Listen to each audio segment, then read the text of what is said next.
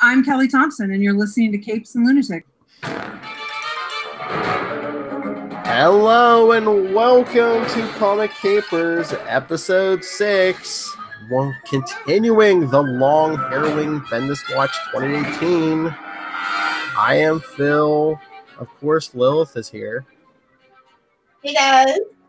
And returning, Tyler Patrick and the son of Superman, Solo.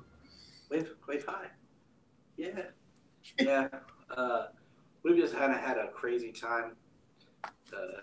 My grandfather passed away, so that was gone, and just with work and stuff, it just kind of kicked us back a few weeks, and we've been itching to get back in the action, and, you know. And this is the issue to come back on. Let me tell you. So Tyler, what do you think? What do you guys think so far of this Man of Steel series by Bendis? So like today, I picked up my book from my comic shop, and the owner was there, and he usually is not there.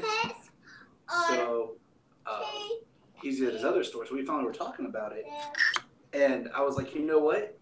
It's okay. Like it seems like it's a story that we could have done in like 3, maybe 4 issues, and they're dragging it out. And I feel like I love the cover artwork, but it has nothing to do with the book that I'm reading inside. Not again. You know, it's like the one that actually had Rogelzar. Wait, hold on. Who's this Solo? Tell Daddy. Rogelzar. Is he a bad guy? Yeah. Yeah. See, even Solomon knows he sucks. What do we do with our Rogelzar, Solo? We throw him in. So I mean, I don't know. I'm just reading it, and I'm like, this for such a great. You know, I haven't read as much Bendis as you guys. Comic book writer. I feel like this is almost surface level Superman. Like, It's very. Yeah. I mean, there's been some great art in it, but like you guys have said, it's very weird about how all of a sudden it'll shift artists. And I think you're right, Phil, with the whole Fabok. Yeah. Doing the pages that can change to Jor-El. But yeah, it's just being drug out, and I'm actually kind of bored with it. It almost seems like that, like Fabok drew like a whole issue with the Lois and John stuff, and Bendis is like, no, let's cut it up and put 2 pages in each issue. Exactly. It seemed like it was maybe a book that was supposed to be a story or something they had mapped out for an issue of Superman that when they did this whole thing got changed, and then they're like, we're gonna put it somewhere else. So I don't know. But Tyler, what did you think of what happened to Kandor? I think you mean Kandor. Hey, Lilith. Kandor. How dare you? How many Superman myth of Kandor of all? I think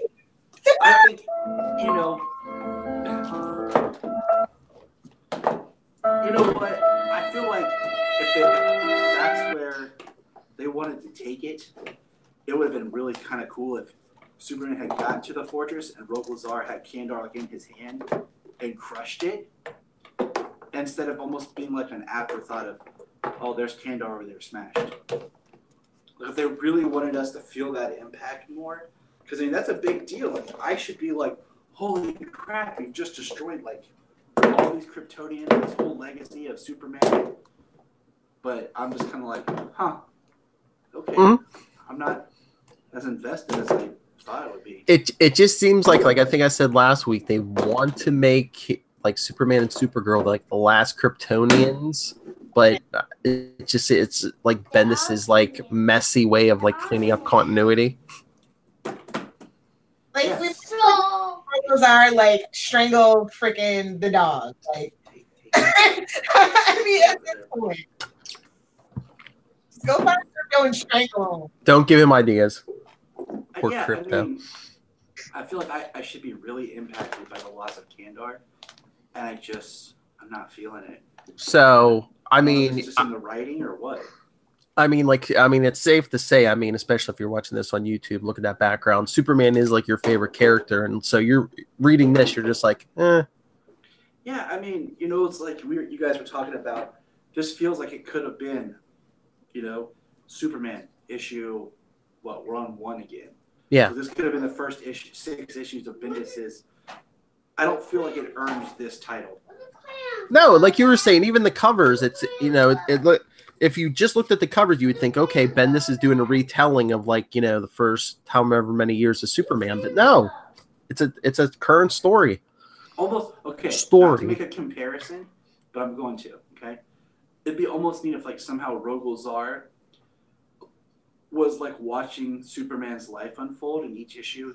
He was learning things. It was kind of Bendis retelling certain aspects, and it would kind of cut between Rogolzar learning his history, kind of like Clarence in It's a Wonderful Life, when he's got to watch all about George before he goes to save George. Mm-hmm. This is Rogolzar learning everything about Superman before he comes to kill him.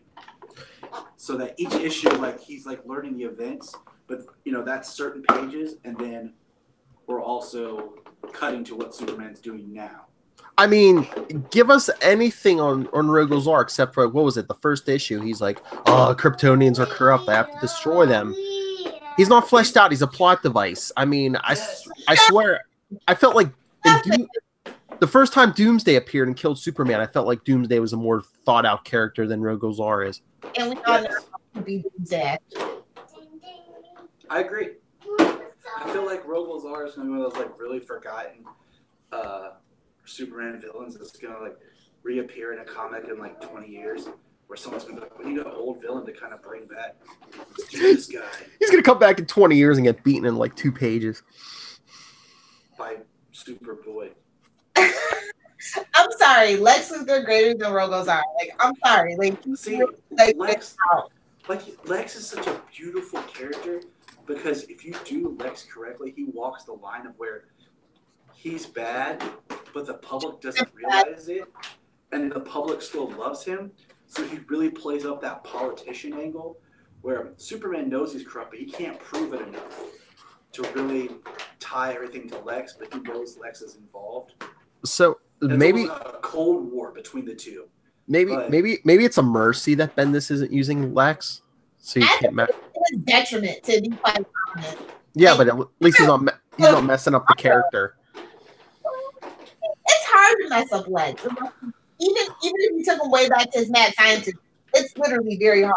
I believe in Bendis. He can mess up anyone. No, Lex. You know what? I think why Bendis stayed away from Lex is Lex is the kind of villain he's used to kind of writing. I think. Or try his hand at something different. No, it's falling down. You don't even get a Bizarro illusion in this issue. So well, that's what I was gonna say. I think this is what the second issue in a row we get no similarities to the original run. Yeah. And I'm United Nations really. What? Low-key, Lucifer is one of my favorite scary characters. Okay, you can stay away from her, but really good days. You could have just Let's tell that.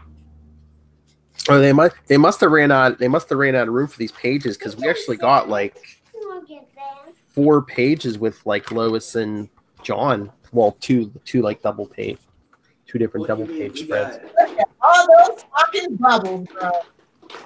So yeah. Let's see. 1, 2.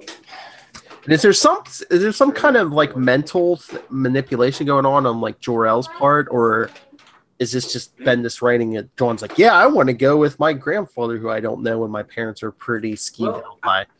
I mean, we got that little bit where he met him a while back and kind of was bonding with him. But I mean, this issue, just look at it. We get it's really awkward first page.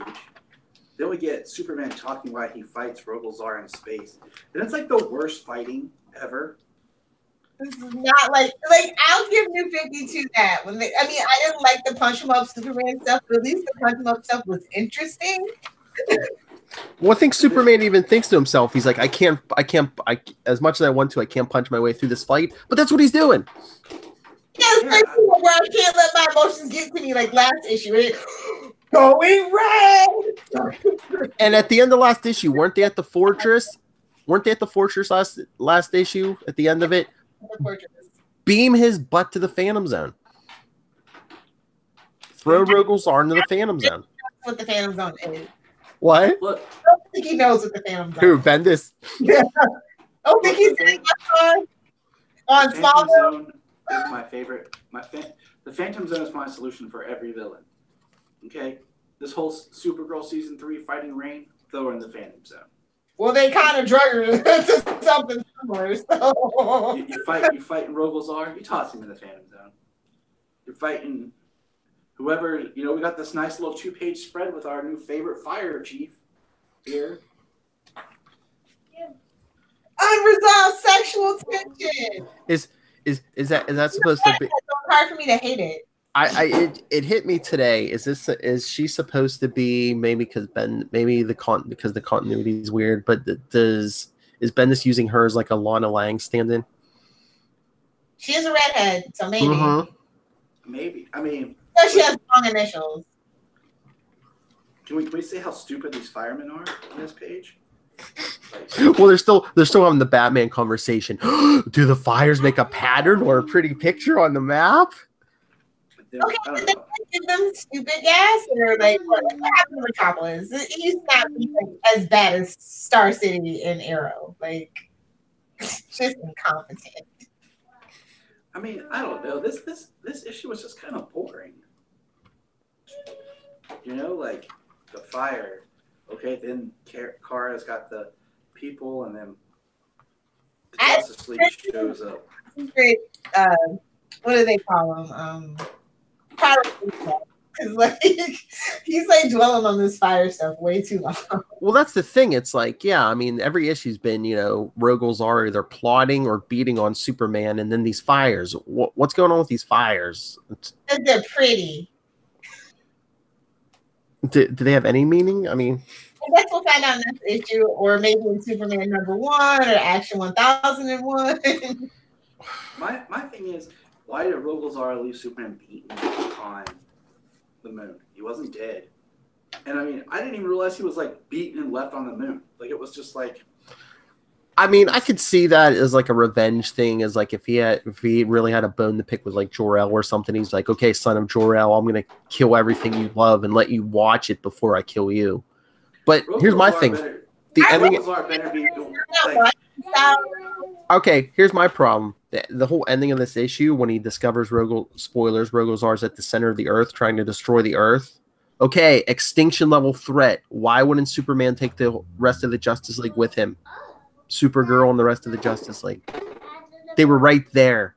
Because Superman has prime levels instead of because Bendis. I mean, can we just, if Rogolzar's not revealed to be like a clone of Jor-El that went bad or something, or has some sort of big twist in his identity? I feel like he's like Bizarro, with the brain, but not the good kind, like Red Hood and the Outlaw. It's something about Rogolzar that like, feels like a knockoff of something. Yeah. Doomsday, Bizarro. It's like Doomsday, Bizarro, and Lobo. Yeah. I look like Lobo. I'm just saying. He looks like one of those trolls from Thor, like like Ulick or whatever. So I mean, he is just not. I'm just not captivated by anything. Well, only as good as his villain. The villain is not compelling, thus the story is boring. The villain is a plot device. Like I said, they really didn't give you much on Rogolzar except he's mad at Krypton. Why? Well, I mean, there's millions of reasons to be mad at Krypton. There are. I will agree with that, but they're corrupt. Okay, yes. And yes, they are. You could say they are, but give us a reason why. Did they kill his family? Did they destroy his planet? Did he have to read this book? Was he mad that this was the story of his life? It's good to have you back, Tyler. I don't know. Like, I was so pumped for this, and I feel like it's just really not even worth, like, I'm reading it. And just the whole John thing seems forced, like I said, unless, he's being mentally manipulated by Jor-El or something. Every kid would be hyped to see their grandparents. Come on, Candy, staying up late. Yeah, but it's like... genetic experiments. Well, I mean, think about this though. He never had his grandparents. You know, the Kents are already dead. He just met his grandpa Sam Lane.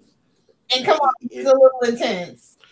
But so this is his other grandpa. It's like kids long for family, you know, and this is family, but he doesn't know exactly. I mean, how much does John know about what Mr. Oz has done? I mean, I just mean, you know, with his parents putting up such a big argument about it, do you think that would make him doubt for a second, or he's going to leave his upstanding citizen friend Damian Wayne? That's upstanding citizen. I don't know. I really kind of just want the next issue to hit so I can read it. Be like, oh, okay, this is what it was. This is what it is. I mean, but this series is classic Bendis playbook. Like you were saying, you said we could did this story in 3 or 4 issues. Well, that's Bendis. He drags it out with his dialogue and like 2 pages of action every issue. But even the dialogue is not that engaging. Like, I don't mind a lot of dialogue if it's engaging, but like the overlay of "I've come for the boy," what boy? This boy. You know, like, it's classic Bendis. You know what I'm saying? Like that's overlaid, and then like I said, the way the firemen were talking, it's like they didn't know. Ooh, there's an X on the map. Is that where the fire was? Can we go there and put it out, George? Which way do we go? I mean, it would have been cool maybe if this story was like a one shot, like just really stripped down, and it was like a big thick special edition one shot, the Man of Steel, but like not a 6 issue that he wants to burn so bad, but doesn't know how to do it. Like, I mean, if you think about just even what Byrne did, each issue was like a jump in Superman's life, you know, like a different point where he was coming into play. This is just one story that's going to be a nice little trade when it comes out. That's all we write for in DC are the trade stuff. Especially Bendis. Bendis is Mr. Trade. Writing for the trade paperback. To, man, I don't have my iPad with me, but like the issue of Superman. Hold on, I'm gonna pull it up on my right here. I'll hold you in suspense. But like the whole thing with Rogol-Zar, and you know, we don't know anything about his backstory. Even like, you know, the Justice League standing there. Does anyone know him? No. Green Lantern hasn't heard of him, and yeah, that's what I'm saying. Like Superman studied the whole history of Krypton, hasn't heard of him. It better be some sweet. Okay, Action Comics 775. Okay, that is the. What's so funny about Truth, Justice, and the American Way? American Way. You know, that is a great self-contained story in one issue. Yep. And it's thought out, and I mean, that's just a great book to read. It's pre-new 52. There's some good stuff in New 52, but it's more bad than good. Superman-wise? Superman-wise? It started off kind of like, okay, maybe I can get behind this, and then it devolved into a mess. I will give you. Casual Friday Superman is not my favorite. Yeah, you know, I only like of that arc, I liked a couple of issues where he was like with people on the street, and like he had the chain wrapped around him. I liked that until like it was more than just police riot. Like there was some sort of weird alien thing there too. That kind of took a left turn. But yeah, when I think about the New 52 Superman and his stories, I think nothing really jumps out, like other than what do you call it? Superman Unchained, which was a self-contained 8 or 9 issues because they drug that out for an extra few issues. Yeah. And then the death of Superman at the very end of it, because that helped lead into Rebirth. But well, it just seems we were getting Superman back to a good place. We got, you know, the marriage back. We got, you know, John. You know what? Peter Parker Superman. This is what's going on. That's what it seems like. That's what Bendis is trying to do. It's like, look, man, We fought too damn hard to be dealing with this. Like, you give me my John, you give me my Lois back. Like, we just worked too hard for this. I have loved everything Superman since Rebirth. I have loved. I mean, I just want to know, did like Tomasi ask for too much money, or like, like what happened? Oh, Lilith. Dan Jurgens. Tomasi's the one who wrote the script for the Death of Superman movie. Oh, really? Yeah, it surprised me when I saw his name when I was reading about it. Yeah. So, but I mean, at first I wasn't going to read the Lois and Clark book, but then a friend of mine told me to, and that's like when we got the first iteration of Superman, John, and Lois hiding out on Earth, and that was great. And I just, like you said, I'm kind of worried, like with Bendis, what he's showing me in this Man of Steel has not built my confidence. Like I'm just like so terrified to read Action Comics 1001 and Superman #1. I'm terrified. All right, we got one more issue. Are we gonna take bets? I mean, John's probably going with Jor-El. Where's Lois? Did she go with them or? He's pulling this. I told you he's gonna pull the Superboy Pocket Universe situation. He might as well just get Lex and say this is where Lex is until I'm done writing Superman. They're in the Pocket Universe.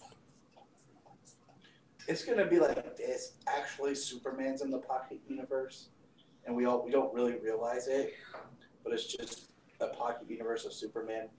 Black Mercy. Yeah. It's gonna be like a Black Mercy thing where he's gonna come out of it, and all the Bendis storyline was under. Or this is gonna be like revealed to be like the upside down of Earth 1 or something. You know what? That would make more sense if it was like a hallucination or something like that, because with this one-dimensional villain, it's basically indestructible villain. I don't mind a villain as a plot device as long as the story around it is working. Like we talked about with Doomsday. Doomsday is more of a plot device villain, but it was the story and all the other stuff going around. And then everything that came after it. But see, I will apologize for everything I've said in the last couple of weeks if Bendis pulls like like a reverse Black Mercy or something where it's Superman's worst fears, indestructible villain, Lois and John, getting taken or whatever. I could buy that, but I mean, he's got to pull something off in the issue 6. And I really want this to be the end of Rogolzar and this kind of story. You better stop pulling something and start writing. You better fling Rogolzar into the sun. Like, I'm not joking. That's how I need this to end. I'm telling you, throw his butt into the Phantom Zone. Because it didn't Supergirl even throw out the line? She's like, I got everything value like out of the fortress. I believe she said Phantom Zone projector. Yeah. So Bendis knows the Phantom Zone exists. Well, I mean, I feel like that book probably told him. if he had used Rogolzar to almost like think about John Byrne's 6 issues backwards. So like in a sense, it's like Rogolzar slowly takes away kind of what was introduced in each issue. So like he comes after the planet and he causes like destruction to the planet. Just both the building and like the people, and then he takes out even like what if he had hospitalized Lex Luthor, put him in a coma, and then it's like he's working backwards. Then he takes on the Justice League and he injures Batman, and it's kind of like he's working backwards, getting to Superman, peeling away, so that when we feel the weight of Superman lost the fortress, Superman lost Canada. I mean, that's heavy stuff, and I'm not feeling it. It just feels almost like it was an afterthought. Like, oh, hey, by the way, it was just shock value. That's it. Yeah. No other reason. Instead of being this, oh my gosh, I can't believe they did that. It was like, oh, by the way, Kandar's over there. I crushed it. It's cool. Like a college guy, a frat boy, busting a beer can. Whatever. And here's the other thing: if like Rogolzar is gonna like destroy the Earth, to make sure to kill the last of the Kryptonians and everything, why attack Superman? Why not just go to the center of the Earth and blow it up before Superman or Superman? Not a villain, man. A villain's got a monologue. A Bendis villain has the monologue. Oh, for sure. You want to come down and say hi? Come down to the Cave of Wonder? I can be just a minute. Okay. All right. Yeah, baby, it's all good. I want Just talking soups, man. Just talking soups. Solo wants to come back and talk some more Superman. Sorry, baby, just down here ripping Bendis a new one. It's just like, I just feel like I said, you guys have talked to Fred Dwarf, his Marvel stuff and everything, and I'm like, okay. So I'm all like, okay, I'm going to give him the benefit, and this just isn't, it's not doing anything for me. Well, I've said it a couple times already, but I think the formula is Bendis is all right when he writes like street level stuff like Daredevil, Yes. Jessica Jones, Miles Morales, but once he starts boosting the power level, some of his Avengers stuff was good, but Some of it was some shameless, like, self-fulfillment. Yeah. So Bendis should be writing Midnighter? Is that what you're saying? I said he should write Black Canary, personally. Hey. I thought that would be a perfect fit, but DC doesn't ask me these things these days. And I don't want him near Batman, but I think it would be a better fit than Superman. Or he should do his own Damian Wayne series called Damian. I don't know. He doesn't like the kids because he ships them off, and ships them off to boarding school. Sage and Nina are set up. Solomon's been podcasting with us. That is awesome. We're just talking Superman. Very cool. So yeah, I agree, Phil. So he should write Red Hood. No. How dare you! That series has gotten worked way too hard to be as good as it is. It is not Bendis touch, okay? We finally have a decent Jason Todd. Don't inflict the Bendis on him. Do we have anything else to say other than just freaking Bendis? I like the Bird issue better, obviously, because I'm a Lex Luthor fan and I'm very partial to Bizarro. Although I didn't like the android take on Bizarro and the weird dust that cured Luthor's blindness. Like, that was kind of like random for me. But I am partial because I believe that issue actually probably came out on the day that I was born. So. December 86? Just saying. Sorry, Phil. Didn't mean to. And I was an 8-year-old somewhere. All right. Oh, You Lord. want to say bye to everybody? Bye. Bye, Solo. Remember, be John Byrne, not Brian Michael Bendis. Be a bird, not a Bendis. Hey, Byron, when you know. Byrne. So I would give it a C-. I agree. Like I said, I was It's bored almost. I felt like it was just kind of filler. Like it's supposed to be the big crucial, like This whole series has been filler. It's supposed to be the penultimate, Philip. it's supposed to leave me like, waiting for the final issue. This is like, get a final issue so we can move. And I guarantee you the next issue is gonna. I mean, it might reveal some stuff, maybe about Lois and John, but it's gonna leave us dangling about something. It's gonna be like to be continued in Action 1001 and Superman 1. I can't believe they had the renumber for him. Nothing. That's gonna be weird. Superman's starting at number 1 again. Nothing else is at DC's getting restarted. Like Batman's still gonna keep going past 50. Yeah, it's a good call. What a He's got blackmail. He's got some good juicy blackmail on somebody. I want to know what it is. I don't see any more. I don't see any more ads lately about check out Brian Michael Bendis' historic run on Superman. Bendis It's been quiet on that front lately. Well, they got all the suckers' money for 1,000. You know. That's all they wanted. Lilith, didn't you say that supposedly it's not doing the numbers they wanted it to do? Yeah, this Man of Steel issue is definitely not doing the numbers they want. So I'm very curious to see how long he stays on. He might sound action, but I know there's a reason behind wanting to renumber Superman specifically, because they kind of did that with the Adventures of Superman, because it's very convoluted and it's not like Superman is like a clean title. Action Comics is kind of like, yeah, if you don't really know, you know what I mean? It's kind of detective too. It's like, you shouldn't renumber Detective. And it would seem wouldn't it seem really cheap though after having issue 1000 to renumber it back to number 1 again? Well, and also that's probably like a huge selling point for DC. The first comic book to go to 1000. You know what I mean? Yeah.